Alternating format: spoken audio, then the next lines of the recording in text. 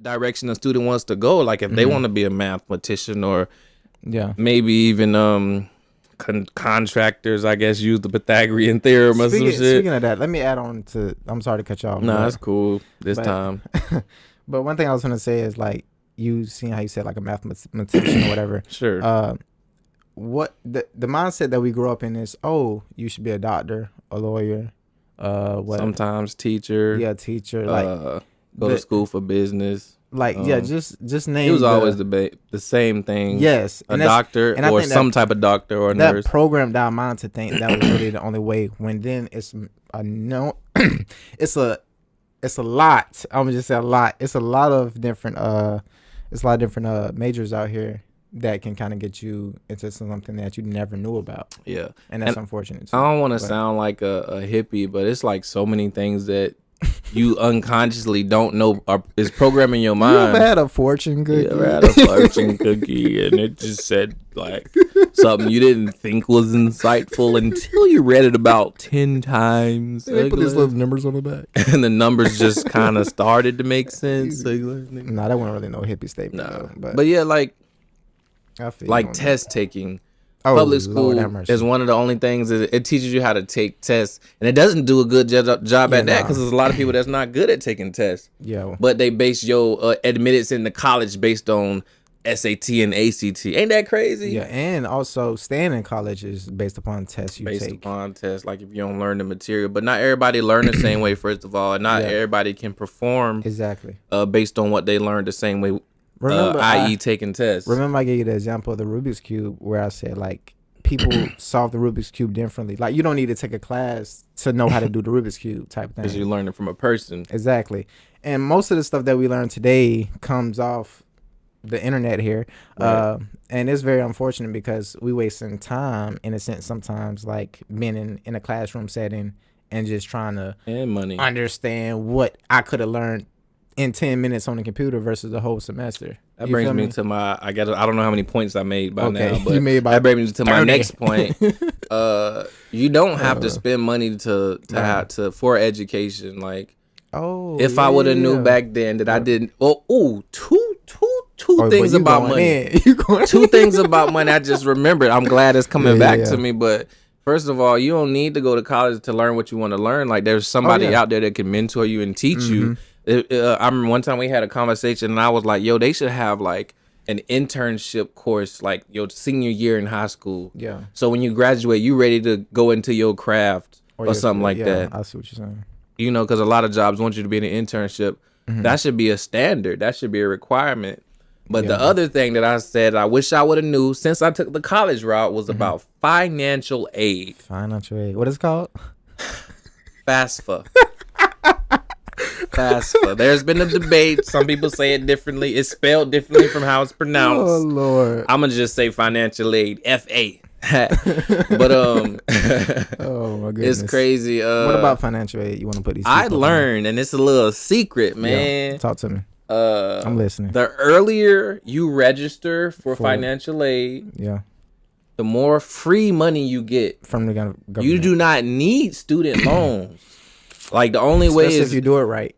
Especially if you do it right. You come in college knowing what you want to do, how you want to do it. Make sure you take the right classes, the right courses, whatever you want to call it. You might need some, but you're not going to need all 4 years of tuition in student loans. You're not even going to need the estimated cost of tuition if you want to be technical. For real. Yeah, they just estimate that. Even if you stayed on campus. And then they give you even more in loans than that. Yeah. So you end up in like extra debt that you don't need. But the earlier you register for financial aid, the more free money you get. And I think registration opens like October 1st or something like that.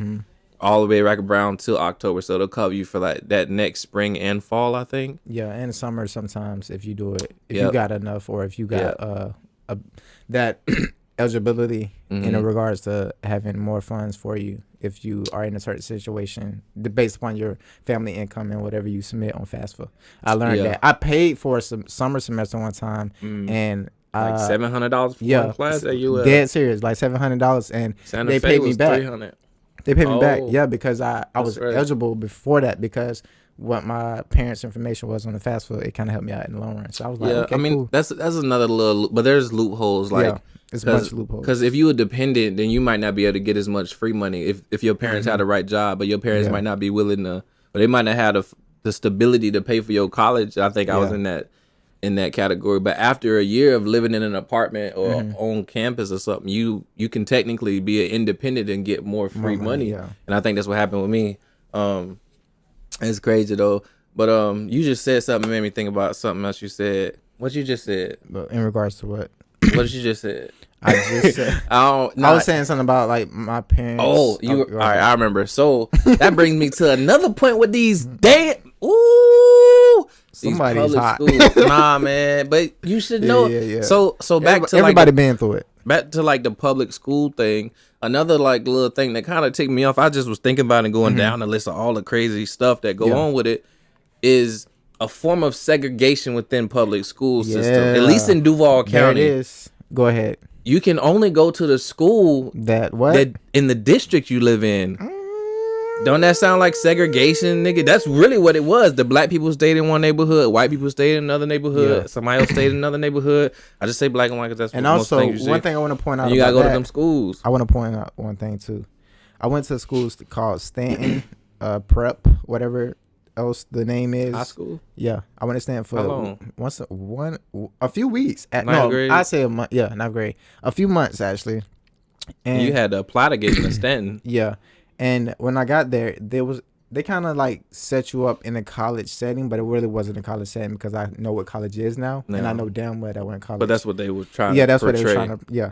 So what happened was I went there. Me and my sister went there for like a couple of months or whatever, and then we ended up transferring to our neighborhood school because, like you said, you had to get accepted to it. We transferred to our neighborhood school because we was young. Why we stressing about classes? Oh, y'all switched on like by yourself because y'all wanted to. Yeah, like okay. We talked to my mom about it. We was like, nah, we can't do this. Like, we're not finna be crying about doing homework type shit. So we ended up switching back and going to our neighborhood school. Ended up at Rains. Tell me why what we had learned at Stanton, Rains was just doing. So everything Rains was doing, we had already learned way before, like on the first week of school, and they was in like the fifth week or sixth week or whatever. I said a couple of months, but you know what I'm saying. But still, whatever money was that we came into, you know what I'm saying, Rains, we only had learned, everything, and they was just now getting to it, and it was just like, what y'all doing here, type thing, and it was kind of unfair because. Well, Rains, what was their grade? It was bad.